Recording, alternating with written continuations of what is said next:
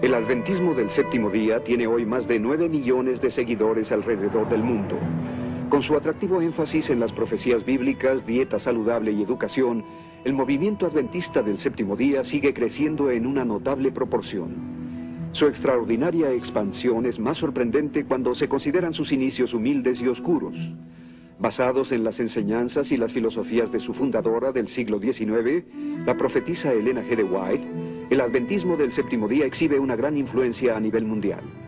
Ahora, con miles de iglesias en más de 200 países diferentes, el ingreso de la organización excede los $1.300 millones anuales. Además de iglesias, las posesiones de los adventistas incluyen muchas escuelas, tiendas de libros, tiendas de alimentos naturales, estudios de televisión, universidades e instalaciones médicas, como el mundialmente famoso Centro Médico de la Universidad Loma Linda en California. Muchos nuevos miembros son contactados inicialmente a través de sus seminarios de profecía. Estos seminarios se anuncian sin el nombre de los adventistas del séptimo día. Las personas desconocen a menudo el patrocinio de los adventistas. Además, usan sus muy anunciadas clases para dejar de fumar en 5 días y los cursos de cocina vegetariana para hacer proselitismo. Los adventistas producen programas de radio de alta calidad y especiales televisivos cada año para extender su mensaje y atraer a nuevos miembros. Aunque muchos lo consideran como una de las principales denominaciones cristianas, el adventismo del séptimo día difiere del cristianismo evangélico en varias áreas teológicas fundamentales. Para determinar la importancia de estas diferencias, examinemos las enseñanzas de la fundadora del adventismo del séptimo día, Elena G. de White. Nacida el 26 de noviembre de 1827 en Gorham, Maine, Elena fue golpeada en la cabeza con una roca a los 9 años. Permaneció inconsciente por 3 semanas y no pudo volver a la escuela después del incidente. La educación de Elena cesó en el 3er año de primaria. Tanto su salud como sus emociones siguieron siendo frágiles al crecer. David Snyder fue durante 22 años un pastor adventista. Su descubrimiento de varias inconsistencias históricas dentro del adventismo lo llevó a su despido sin pensión solo 6 meses antes de su jubilación. Su nombre de soltera era Elena Gould Harmon. Fue educada en un devoto hogar metodista. Su familia metodista cayó bajo la influencia de William Miller, un poderoso predicador. Él predicó que Cristo volvería primero en 1843 y después el 22 de octubre de 1844, supuestamente el día judío de la expiación de ese año.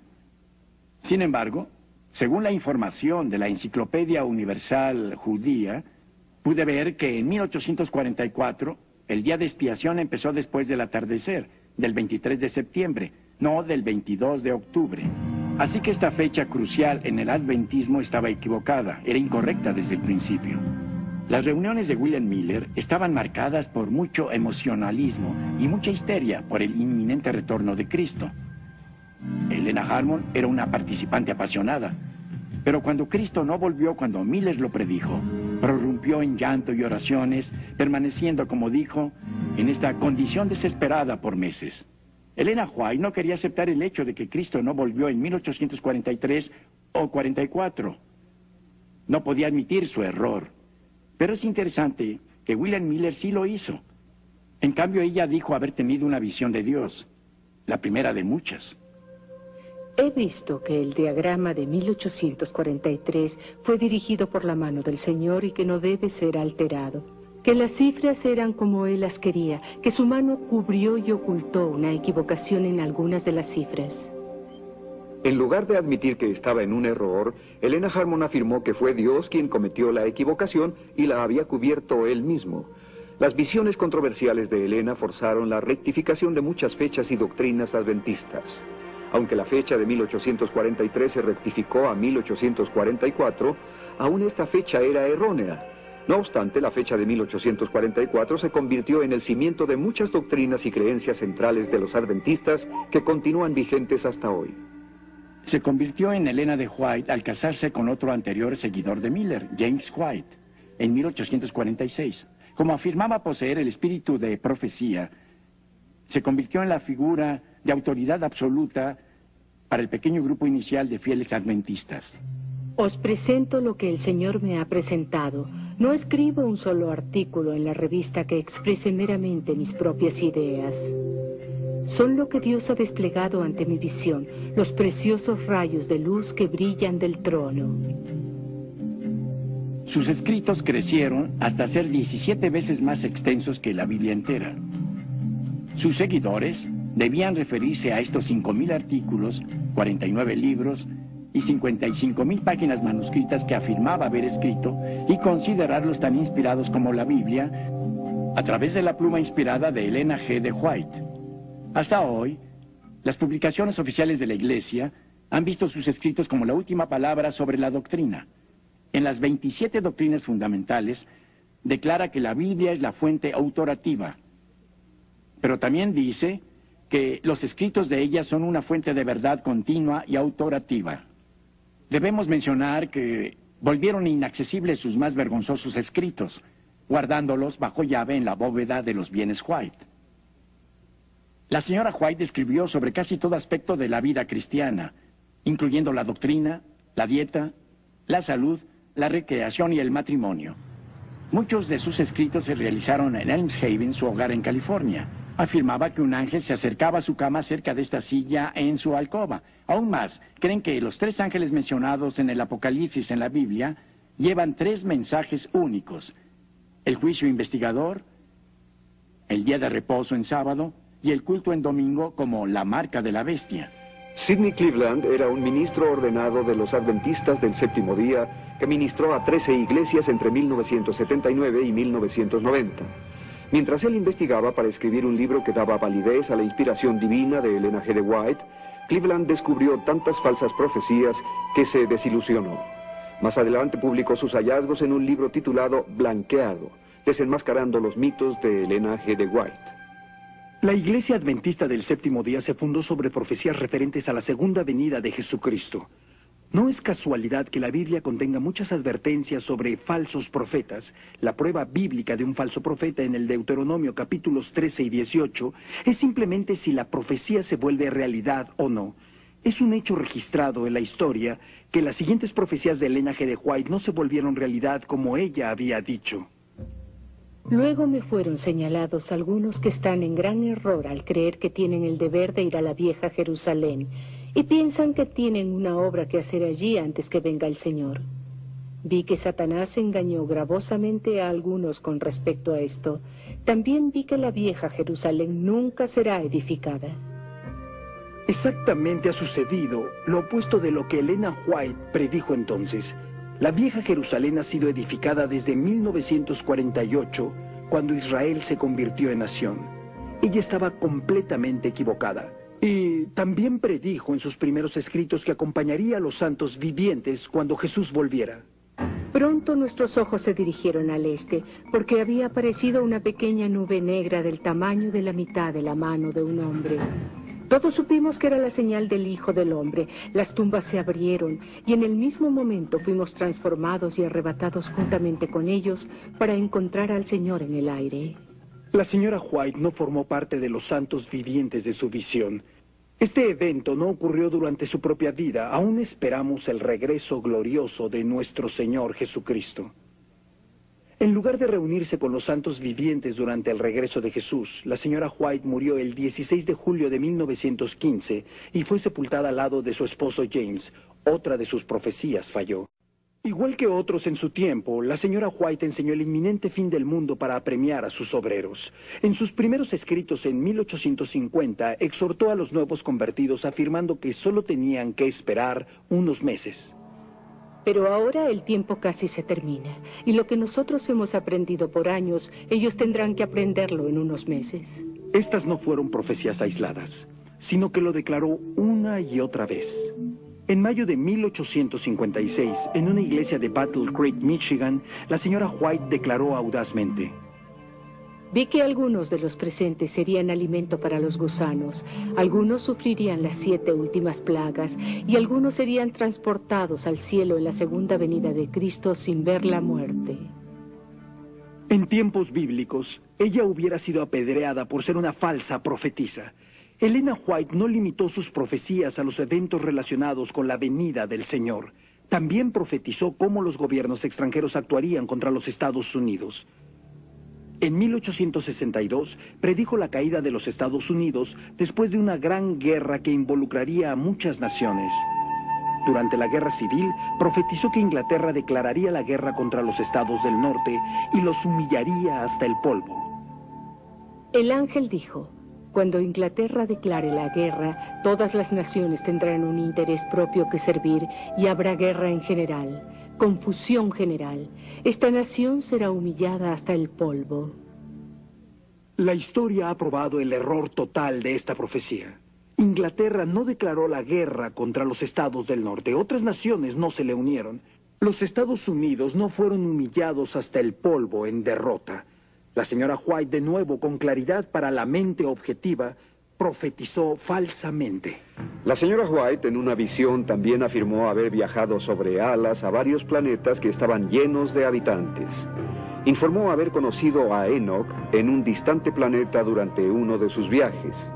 Otras veces vio ángeles usando pasajes dorados para entrar y salir del cielo. Algunas de sus llamadas visiones reflejaban sus propias ideas racistas. Por ejemplo, creía que ciertas razas de gente eran resultado de relaciones sexuales entre hombres y animales, a las que llamaba una amalgamación.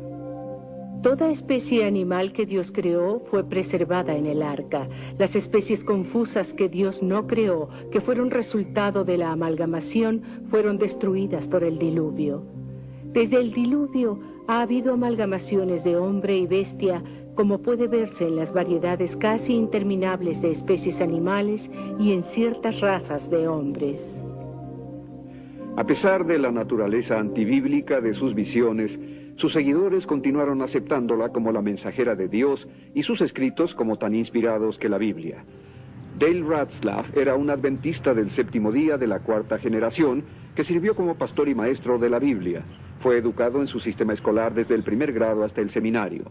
Su extenso y profundo conocimiento de los escritos de Ellen G. White lo llevó a escribir 2 libros: La doctrina sectaria de los adventistas del séptimo día y El día de reposo en crisis. La doctrina del juicio investigador, a la que los adventistas del séptimo día aún se aferran, viene de una reinterpretación de la fallada profecía de William Miller, de que Cristo vendría a la tierra el 22 de octubre de 1844. Los adventistas pensaban que la puerta de la misericordia se cerró ese día. Ellen G. White, con poderío profético, apoyó esta fecha y la creencia de la puerta cerrada. Su primera visión tenía un temible juicio para los adventistas que dejaron el mensaje de 1844 llamado el clamor de medianoche. Dijo que habían caído del camino para el cielo. Era imposible para ellos volver de nuevo al camino e ir a la ciudad, como para todo el mundo malvado que Dios había rechazado. Años después, cuando su primera visión fue reimpresa, aunque el prólogo decía que no se hizo ningún cambio en las ideas o los sentimientos, la porción de su visión que mostraba la puerta cerrada a la salvación fue excluida sin más. Después de 1851, los otros pasajes de la puerta cerrada fueron abandonados o reinterpretados. Debían encontrar una explicación para la desilusión de 1844. 2 seguidores de Miller, Hiram Edson y el señor Crozier, introdujeron una nueva teología del santuario, que enseñaba que en lugar de que Cristo viniera visiblemente a la tierra en 1844, entró por primera vez al lugar santísimo del cielo. Esta nueva enseñanza les dio una forma de salir de su dilema sin admitir su error. Ellen G. White dio inmediatamente la aprobación de Dios a esta nueva explicación para la fecha del 22 de octubre de 1844. El Señor me mostró en visión hace más de 1 año que el hermano Crozier tenía la verdadera luz de purificación del santuario. Todas las doctrinas se ajustaron pronto a 1844 como la purificación del santuario y el inicio del juicio investigador. La puerta cerrada tuvo que ser abierta para permitir la salvación de sus propios hijos, nacidos después de 1844, y para evangelizar a otros al adventismo. La salvación para todo el mundo, incluso aquellos que vivieron en tiempos bíblicos, debía depender de este juicio final. Así que fue introducido el sueño del alma. Las profecías de Daniel y el Apocalipsis tuvieron que ser reinterpretadas para ajustarse al juicio investigador. Fue una época de confusión y vuelco dogmático, pero la doctrina del juicio continuó cuando Elena White puso sobre ello su sello de aprobación. En el tiempo señalado para el juicio, al fin de los 2300 días, en 1844, empezó la obra de investigación y el acto de borrar los pecados. Todos los que hayan profesado el nombre de Cristo deben pasar por ese riguroso examen. Los términos para esta nueva doctrina adventista del juicio investigador, o doctrina del santuario como vino a ser conocida, fueron duros. Enseñaba que un ángel anotador ahora registraba todo movimiento, incluso al grado de anotar los momentos de ocio en los que uno quería un poco de tiempo libre. La obra de cada uno pasa bajo la mirada de Dios y es registrada e imputada ya como señal de fidelidad, ya de infidelidad. Frente a cada nombre, en los libros del cielo aparecen con terrible exactitud cada mala palabra, cada acto egoísta, cada deber descuidado y cada pecado secreto con todas las tretas arteras. Las admoniciones o reconvenciones divinas despreciadas, los momentos perdidos, las oportunidades desperdiciadas, la influencia ejercida para bien o para mal, con sus abarcantes resultados, todo fue registrado por el ángel anotador. En verdad, esta doctrina del juicio investigador, única de los adventistas del séptimo día, ha matizado todas las demás doctrinas del movimiento. Ha habido mucha controversia y debate, porque ella no puede apoyarse en la Biblia. En su libro Movimiento del Destino, el renombrado historiador y teólogo adventista Leroy Froom declara que cualquier debilidad o negación o hundimiento de la verdad del santuario es un asunto no solo serio, sino crucial. Cualquier desviación o abandono ataca al corazón del adventismo y amenaza su misma integridad. Esta doctrina central adventista que declara que el juicio de las obras de los creyentes determinará su salvación es descaradamente antibíblica y no es enseñada por ninguna denominación cristiana legítima. Esta doctrina enseña que en algún momento entre 1844 y la segunda venida de Cristo, el nombre de todos los fieles será puesto a juicio.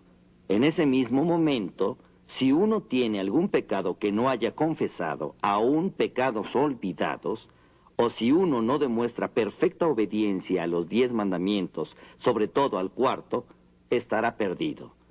Esta enseñanza es completamente contraria al Evangelio de gracia del Nuevo Testamento.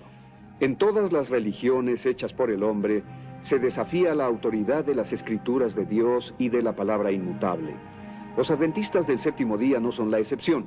Tienen su propia versión de la Biblia en inglés conocida como The Clear Word Bible, la Biblia de la palabra clara, en que insertan las palabras e ideas de Elena G. White directamente en el texto bíblico. Por ejemplo, en el capítulo 9 del libro de Daniel se agregaron 300 palabras a las Escrituras.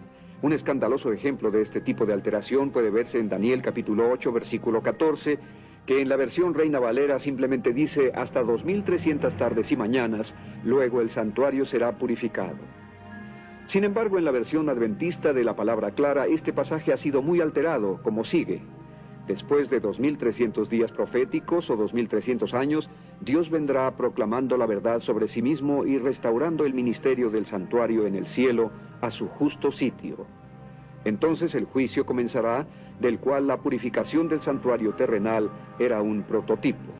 Uno puede ver hasta qué punto pueden ir los adventistas del séptimo día para apoyar a su profetisa, incluso a manipular las Escrituras. La Biblia de la Palabra Clara, publicada en 1994, tiene un comentario muy amplio para nutrir la fe y el crecimiento, que no es nada más que distorsiones agregadas a la palabra de Dios, para apoyar la teología adventista. También han publicado su Biblia de estudio, con palabras de Elena G. White incluidas en ella como un comentario inspirado. Otras doctrinas heréticas de los adventistas incluyen la idea de que la expiación de los pecados por Cristo en la cruz fue incompleta, que Jesucristo es el arcángel Miguel y que el infierno no existe. A mediados de 1800, con unos años de diferencia, los mormones, los testigos de Jehová, la ciencia cristiana y los adventistas del séptimo día presentaban doctrinas contrarias a aquellas sostenidas por los tradicionales creyentes en la Biblia. Leslie Martin era una devota seguidora de tercera generación del adventismo del séptimo día y creía que los escritos de Elena G. de White fueron inspirados por Dios. Sin embargo, la enseñanza que había recibido en su sistema escolar comenzó a esclarecerse cuando empezó a estudiar la Biblia. Muchas doctrinas de los testigos de Jehová y de los adventistas son similares. Esto es porque tuvieron comienzos comunes. El fundador de los testigos de Jehová, Charles Taze Russell, fue coautor de un libro llamado Los Tres Mundos, con N.H. Barber de los primeros adventistas. Los testigos de Jehová son solo una de las muchas sectas que surgieron del movimiento adventista. Sin embargo, los adventistas y los testigos de Jehová aún se aferran a las herejías del sueño del alma y de que el arcángel Miguel es Jesús. Los primeros adventistas, incluso James White y Uriah Smith, negaron la divinidad de Jesucristo igual que los testigos de Jehová. Ambos, los testigos de Jehová y los adventistas, produjeron sus propias versiones alteradas de la Biblia para reflejar sus aberrantes doctrinas. Ambos han fijado fechas falsas para el regreso de Jesucristo y fallaron miserablemente en sus profecías. Ambos han cubierto sus errores y han afirmado ser la única iglesia remanente en el mundo. Ambos son culpables de plagio de trabajos anteriores sin darles crédito a los autores originales. En 1982, un pastor adventista, Walter T. Ray, publicó este libro llamado La Mentira Blanca. Estaba dedicado a todos aquellos que prefieren creer una verdad amarga que una dulce mentira. Ray amaba los escritos de la señora White y pensó que debería leer lo que ella leía. Comenzó a encontrar un enorme número de plagios en sus escritos. A través de diligentes investigaciones descubrió que su supuesta inspiración divina había sido tomada prestada de otros autores sin dar crédito a las fuentes originales.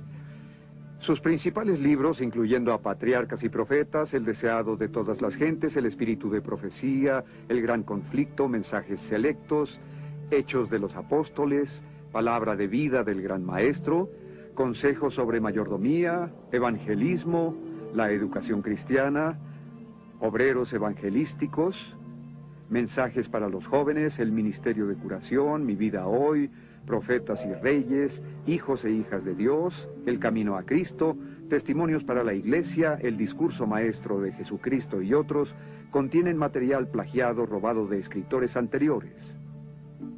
Un libro, Bosquejos de la vida de Pablo, fue plagiado enteramente por Elena G. de White. El resultado fue una demanda y el libro rápidamente dejó de imprimirse. A pesar de la evidencia irrefutable, la Iglesia Adventista del Séptimo Día eligió luchar contra estas acusaciones con un libro titulado La Verdad Blanca. Su línea principal de defensa era que como no había leyes de derecho de autor en ese momento, Elena G. de White realmente no había violado la ley, lo que por supuesto esquivaba el problema.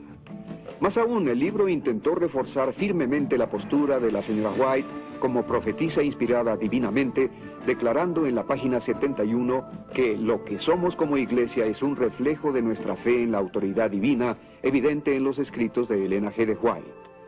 Sin embargo, la jerarquía adventista del Séptimo Día ha sido incapaz de comprobar que siquiera el 20% de los escritos de White son originales. Igualmente dudosas son las visiones que declaró recibir de Dios. Algunas de estas visiones resultaron ser solamente descripciones verbales de pinturas y dibujos que había visto en libros previamente publicados por otros autores. Dan Snyder siguió los pasos de su padre, convirtiéndose en pastor adventista. Su análisis de las enseñanzas de Elena G. de White causaron que más tarde dejara el adventismo y entrara al ministerio cristiano. Aquellos quienes examinan los primeros documentos que contienen los consejos de Elena G. de White para la dieta y la salud se sorprenderán. Debemos tomar en cuenta que era una dama victoriana con ideas muy conservadoras sobre el sexo opuesto. La mayoría de sus consejos de salud se relacionaban con sojuzgar los apetitos sexuales masculinos que ella consideraba excesivos. Sus sermones de este tema son largos, pero pensaba que los apetitos sexuales se controlaban a través de la dieta. Primero dio una lista de comida que evitar. El pastel de frutas, los pasteles, las conservas y las carnes muy sazonadas con salsa crean una condición febril en el sistema e inflaman las pasiones animales. Hay que evitar los alimentos de origen animal y comer granos, verduras y frutas como parte de la dieta. Los seguidores eran exhortados a no tomar más bebidas chinas y tampoco las dejaba. Nuestro Padre Celestial envió con amor la luz de la reforma pro salud para preservarnos contra los males de la complacencia desenfrenada del apetito. Muchas personas piensan que la vida vegetariana del adventismo del séptimo día es una alternativa saludable y muchos son atraídos por el adventismo por su mensaje naturista. Nos enseñaron como adventistas que teníamos un mensaje especial para el mundo en relación a la salud y que la profetisa Elena White se adelantó varios años a su tiempo. Para controlar esos apetitos sexuales masculinos, además de ser vegetarianos, la profetisa recomendó no comer nada en absoluto en las tardes. Las mujeres no eran inmunes a las recomendaciones de Elena White, que eficientemente controlaba a sus seguidoras, emitiendo directivas sobre sus peinados y manera de vestirse. Hablando de pelucas y otros accesorios, dijo: El cabello artificial y las almohadillas que cubren la base del cerebro calientan y excitan los nervios espinales que se centran en el cerebro. En consecuencia, muchas han perdido la razón y se han vuelto completamente locas al seguir esta moda deformante. Sin embargo, las esclavas de la moda continuarán vistiendo así su cabeza y sufrirán horribles enfermedades y muerte prematura. Una vez que el peligro mortal de las pelucas fue resuelto, Elena G. de White intentó imponer un cálido, incómodo y muy raro estilo de vestir en sus fieles seguidoras. Declaró que fue diseñado por Dios. Era un par de pantalones con un voluminoso vestido largo sobre ellos.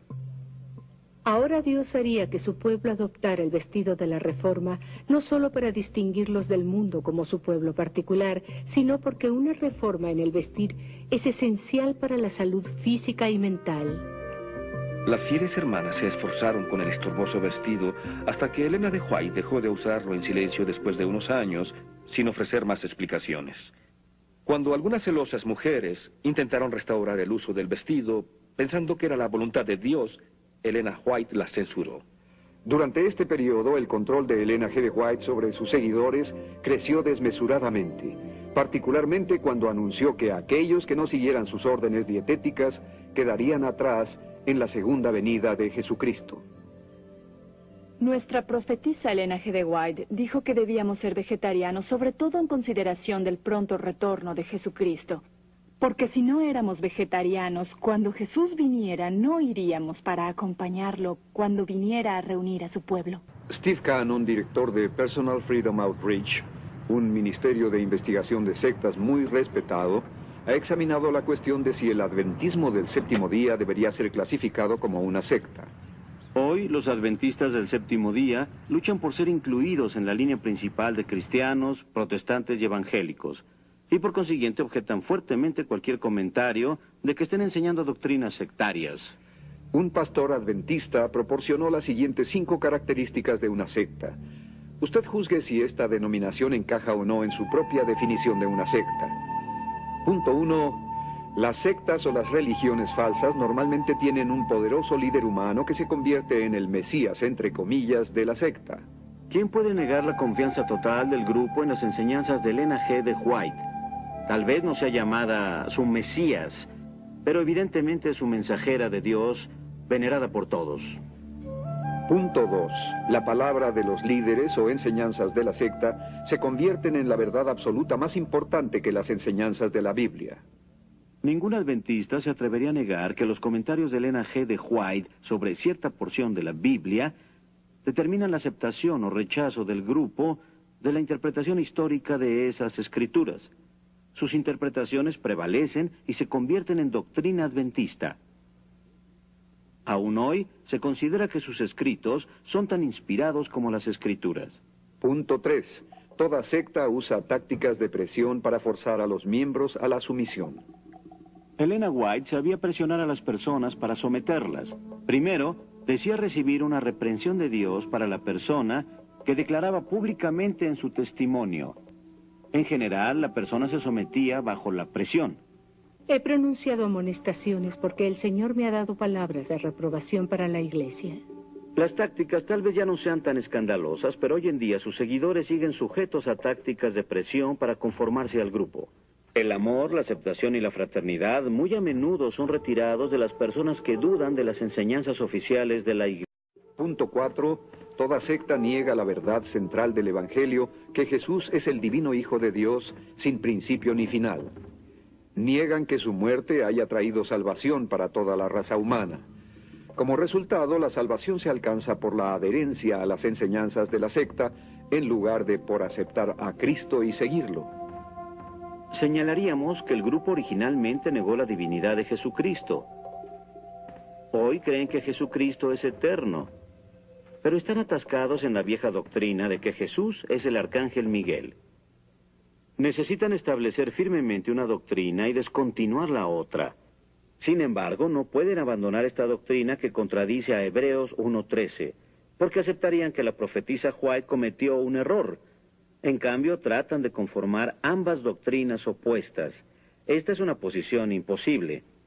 Acerca de la salvación por gracia solo por fe en Cristo, los adventistas han agregado el juicio investigador, el guardar el día de reposo, la obediencia a los 10 mandamientos y otras leyes del Viejo Testamento como requisitos para la salvación.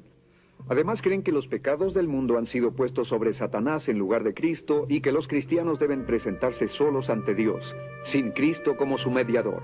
Los que vivan en la tierra cuando cese la intercesión de Cristo en el santuario celestial deberán estar en pie en la presencia del Dios Santo sin mediador. Compare esto con la precisa afirmación de la Biblia en Hebreos capítulo 7, versículo 25, acerca de Jesucristo. Por lo cual, puede también salvar perpetuamente a los que por él se acercan a Dios, viviendo siempre para interceder por ellos. En verdad, la salvación para ellos, los adventistas, colocando el pecado en Satanás, no es la salvación que enseña la Biblia. Punto 5. Las sectas instan a menudo a sus convertidos a dejar a sus familias. Por fin podemos encontrar un punto en el que estamos de acuerdo. Los adventistas no instan a sus convertidos a dejar a sus familias. Eso significa que de los 5 puntos que marcan a un grupo como una secta, 4 aplican a los adventistas. Por lo tanto, muchos sienten que es demasiado parecido a una secta. En la década de 1950, ministros cristianos evangélicos reconocidos se acercaron a la jerarquía de los adventistas para saber la verdadera naturaleza de sus creencias doctrinales. En un gesto similar al de los mormones, los adventistas, deseando la aprobación de la comunidad cristiana más numerosa, engañosamente adoptaron la visión evangélica de la salvación solo por gracia. Esto apacentó temporalmente a muchas denominaciones cristianas, pero causó daños dentro del adventismo del séptimo día. Muchos seguidores se sintieron traicionados y comenzaron a investigar las enseñanzas de Elena G. de White para descubrir la verdad. Quienes lo hicieron se alarmaron por lo que encontraron. Lo que empezó para muchos como una búsqueda para validar el adventismo, se convirtió en cambio en un descubrimiento pavoroso de los plagios, falsas profecías y enseñanzas heréticas de Elena G. de White. Yo nací y crecí como un adventista del séptimo día de la 4ª generación, con raíces en la familia Kellogg. Fui educada en la primaria adventista. Me bauticé siendo muy joven y me comprometí con lo que creía que era la única iglesia verdadera. El cambio vino cuando fui invitada por varias personas a ir a una iglesia cuyo pastor había sido adventista en el pasado. Y accedí a conversar con él. No creí que tuviera nada que enseñarme, pero lo hizo y comprendí que la iglesia adventista me estaba engañando. Don y yo somos adventistas de la 3ª generación. Fuimos educados en preparatorias y universidades adventistas. Después fuimos miembros de la facultad en la Universidad de Pacific Union. Éramos adventistas muy fieles. Pensábamos que Elena White había sido inspirada por Dios y tenía la misma autoridad que la Biblia. Yo me di con todo corazón a la fe adventista y dediqué todo mi tiempo personal a las asambleas y a compartir mi fe. De niño ahorraba mi dinero para comprar y estudiar los libros escritos por Elena G. de White. Ninguna persona era más fiel de lo que yo fui. Yo habría dado mi vida por la iglesia adventista del séptimo día.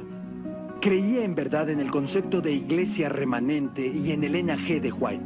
Al investigar, descubrí que la iglesia sabe de lo que Elena White escribió, cómo fue que obtuvo su material. Nunca me dijeron eso en el sistema escolar, jamás escuché nada acerca de todos esos escritos que copió, plagió, y cuando me di cuenta de eso, en realidad me hirió mucho. Me sentía como si me hubieran mentido. Hace varios años me di cuenta, sin lugar a duda, con especial gratitud al ministerio adventista del pastor Mark Martin, que Dios me llamaba para dejar la fe y ministerio adventista. Empecé a ver que la iglesia era incoherente teológica y políticamente. Cuando les convenía, contradecían la Biblia, contradecían a Elena G. de White y contradecían al propio manual de la iglesia. Jamás me he arrepentido de mi decisión de abandonar a la iglesia adventista del séptimo día. Espiritualmente fue lo mejor que he hecho en toda mi vida. Un mes después me invitaron para ser pastor en una iglesia evangélica. Los últimos años han sido los más gratificantes de mis 31 años como cristiano. Soy parte de la familia de Dios que en verdad mantiene a la Biblia como la única autoridad de fe y práctica. Jesús nos salva, pero no por nuestras obras, aunque puedan parecer obras muy buenas en verdad. No somos salvos por lo que hacemos, por nuestro estilo de vida, ni por la dieta, sino por lo que Jesús ha hecho por nosotros. Las reglas están allí, las obedecen en esclavitud y no me gusta ser esclava. Yo quiero tener libertad en Cristo. Para Don y para mí, el haber tenido parte en esta búsqueda continua por la salvación, la nuestra y la de otros, ha sido una bendición. Yo comprendo la seguridad del Evangelio. Yo sé que somos salvos a través de Cristo, que tenemos esa confianza. Y eso significa mucho, significa mucho. Ahora soy pastor de una maravillosa iglesia cristiana evangélica. Es un gran alivio estar libre del cenagal del adventismo del séptimo día y poder regocijarme en el amor continuo de Jesucristo y de su palabra inmutable. Yo le recomendaría a las personas que están en la iglesia adventista, en verdad las exhortaría a ver lo que la Biblia dice. Pongan a Elena G. de White a un lado por un rato y vean lo que les enseña la Biblia. Hablen con personas que han salido de la iglesia y pregunten por qué. Vean si tienen algo que compartirles, porque no van a recibir esa información en su iglesia. Tienen que buscarla por sí mismos. Y si aman al Señor, si realmente lo aman, ¿realmente quieren saber la verdad? La Biblia dice, si el Hijo de Dios los libera, serán verdaderamente libres. Así es como yo me siento ahora.